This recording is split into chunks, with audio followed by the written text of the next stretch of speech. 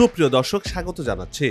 রূপপুর পারমাণবিক বিদ্যুৎ কেন্দ্র দেশের সক্ষমতার নতুন স্মারক হয়ে দাঁড়ানো মেগা স্ট্রাকচারটি এখন প্রস্তুত হচ্ছে বিদ্যুৎ উৎপাদনের জন্য। এই পারমাণবিক বিদ্যুৎ কেন্দ্রের মাধ্যমে বাংলাদেশ বিশ্ব দরবারে ভিন্নভাবে হাজির হয়েছে।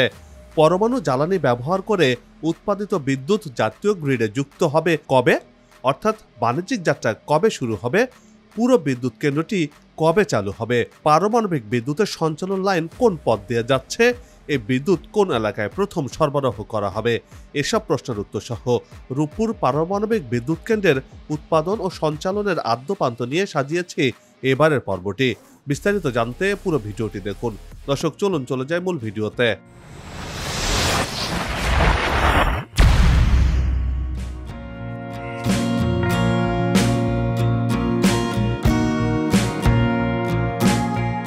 দীর্ঘমেয়াদী পরিকল্পনার অংশ হিসেবে দেশে পারমাণবিক বিদ্যুৎ কেন্দ্র নির্মিত হচ্ছে। দেশের ইতিহাসে টাকার অঙ্কে সবচেয়ে বড় প্রকল্পের নাম হল রূপপুর পারমাণবিক বিদ্যুৎ কেন্দ্র, যে প্রকল্প আন্তর্জাতিকভাবে বাংলাদেশকে আরও উচ্চতায় নিয়ে গেছে, নাম লিখিয়েছে পারমাণবিক বিদ্যুৎ উৎপাদনকারী দেশের কাতারে।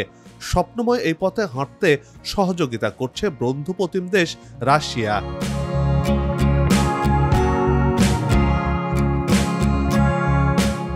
দেশের উন্নয়ন অগ্রগতির জন্য মাইল ফলক হিসেবে দেখা হয় এই পারমাণবিক বিদ্যুৎ কেন্দ্রটিকে, যার কাজ প্রায় শেষ পর্যায়ে রয়েছে। এরই মধ্যে পারমাণবিক বিদ্যুৎ কেন্দ্রের হৃৎপিণ্ড হিসেবে পরিচিত রিঅ্যাক্টর প্রেসার ভেসেল বা পরমাণু চুল্লি পাত্র বসানো হয়েছে, যা কিনা বিদ্যুৎ কেন্দ্রের মূল যন্ত্র। এর মাধ্যমেই শক্তি উৎপাদন হয়, যা কাজে লাগিয়ে তৈরি করা হয় বিদ্যুৎ। এরই মধ্যে প্রথম ইউনিটের জন্য প্রয়োজনীয় জ্বালানি বা ইউরেনিয়াম প্রকল্প এলাকায় এসে পৌঁছে গেছে। সব ধরনের প্রস্তুতি গ্রহণ করা হচ্ছে এখান থেকে বিদ্যুৎ উৎপাদনের জন্য।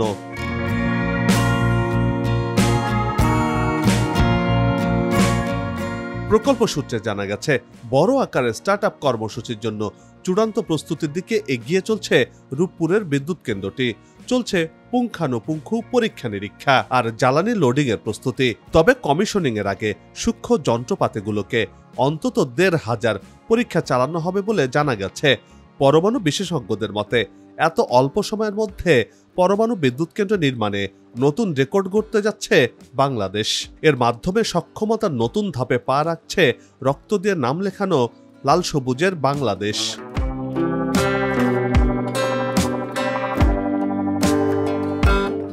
খোঁজ দিয়ে জানা গেছে, রূপপুর পারমাণবিক বিদ্যুৎ কেন্দ্রের নির্মাণ কাজ প্রায় শেষ পর্যায়ে রয়েছে।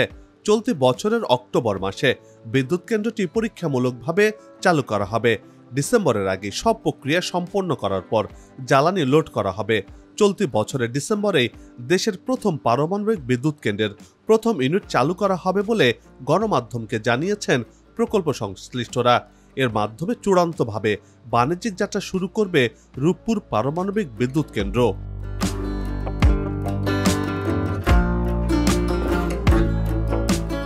দুই ধাপে এই বিদ্যুৎ কেন্দ্র থেকে ২৪০০ মেগাওয়াট বিদ্যুৎ উৎপাদন করতে চায় সরকার, যেখান থেকে প্রথম ধাপে চলতি বছর ১২০০ মেগাওয়াট এবং ২০২৫ সালে দ্বিতীয় ইউনিট থেকে আরও ১২০০ মেগাওয়াট বিদ্যুৎ জাতীয় গ্রিডে যুক্ত হওয়ার লক্ষ্য নিয়ে কাজ এগিয়ে চলছে।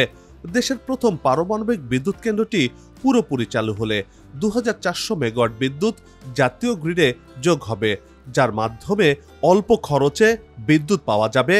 তেমনি করে পরিবেশ বান্ধব হবে এই বিদ্যুৎ উৎপাদন প্রক্রিয়া।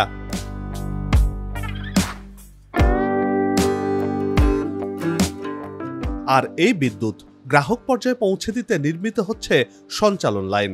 বাংলাদেশের পাওয়ার গ্রিড কোম্পানি বিদ্যুৎ সঞ্চালন লাইনের কাজ নির্মাণ করছে।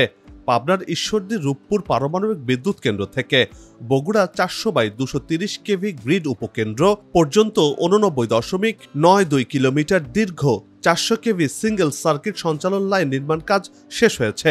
এরই মধ্যে উচ্চ ক্ষমতা সম্পন্ন এই লাইনে পরীক্ষামূলক বিদ্যুৎ সঞ্চালন করেছে গ্রিড কোম্পানি অব বাংলাদেশ। এতে বড় কোনো সমস্যা ধরা পড়েনি বলে জানা গেছে। রূপপুর প্রকল্পের জন্য লাইনটি নির্মাণ করা হলেও পরীক্ষামূলক বিদ্যুৎ সঞ্চালন করেছে নির্মাণকারী প্রতিষ্ঠান পিজিসিবি।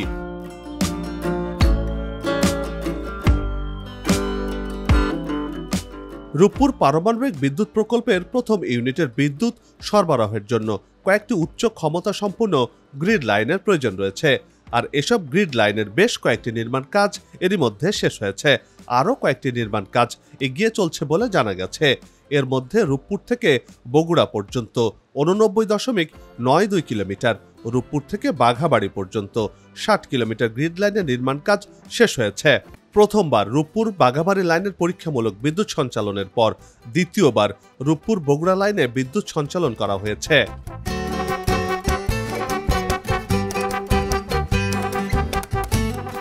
পাবনা জেলার ঈশ্বরদী উপজেলার পাকশী, সলিমপুর ও মুলাডলি ইউনিয়ন, নাটোর জেলার বড়াইগ্রাম উপজেলার গোপালপুর, নগর, মাঝগাঁও ও বড়াইগ্রাম ইউনিয়ন, গুরদাসপুর উপজেলার নাজিরপুর ইউনিয়ন এবং সিংড়া উপজেলার চামারি, কলম, 14 গ্রাম এবং রামানন্দ, খাজুরা ইউনিয়নের উপর দিয়ে যাচ্ছে দেশের প্রথম পারমাণবিক বিদ্যুতের সঞ্চালন লাইন। এই পথে যেতে বগুড়া জেলার নন্দীগ্রাম ও ভাটগ্রাম ইউনিয়ন এবং কাহালু উপজেলার জামগ্রাম ইউনিয়নকে যুক্ত করেছে এই লাইন।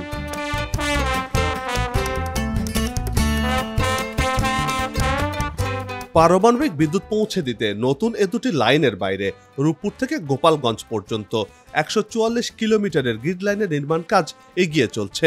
এই লাইন চালু করতে পদ্মা নদীতে 2 কিলোমিটার লাইন নির্মাণ করতে হবে।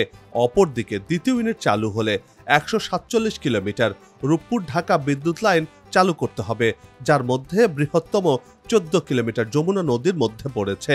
এরই মধ্যে এসব লাইন নির্মাণ কাজের 26% অগ্রগতি হয়েছে বলে পিজিসিবির পক্ষ থেকে জানানো হয়েছে।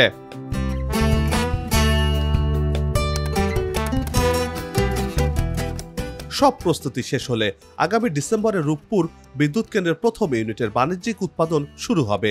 আর দেশের প্রথম পারমাণবিক বিদ্যুৎ শুরুর দিকে রূপপুর বাঘাবাড়ি লাইনের মাধ্যমে সঞ্চালন করা হবে। এ সময় প্রয়োজন অনুযায়ী রূপপুর বগুড়া লাইনটিও কার্যকর রাখা হবে বলে জানা গেছে। আর আগামী বছর অর্থাৎ 2025 সালে দ্বিতীয় ইউনিট চালু করার আগেই যমুনা নদী পারাপারের কাজ শেষ হবে বলেও প্রকল্প সংশ্লিষ্টরা তথ্য দিয়েছেন। নির্ধারিত সময়ের মধ্যেই সঞ্চালন লাইন তৈরি করা হবে বলেও জানিয়েছেন তারা।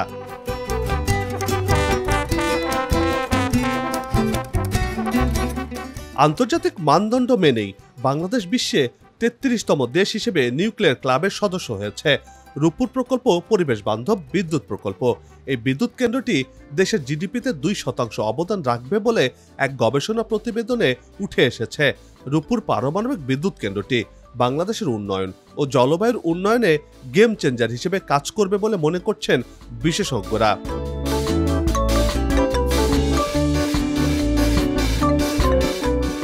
সবাই মিলে গাছ লাগাই, দেশের পরিবেশকে বাঁচাই, আসুক নতুন দিন, লাগুক খাওয়া উন্নয়নের পালে, এমন প্রত্যাশা রেখেই পর্ব থেকে বিদায় নিচ্ছে।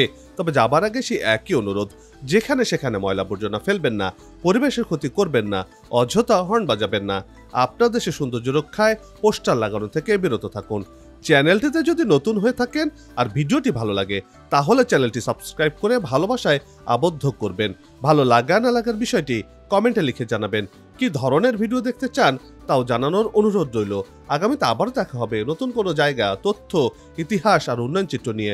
নিজে ভালো থাকুন, দেশকে ভালো রাখুন, আমাদের সাথেই থাকুন, দেখতে থাকুন দেশের এগিয়ে যাওয়ার চিত্র। ধন্যবাদ।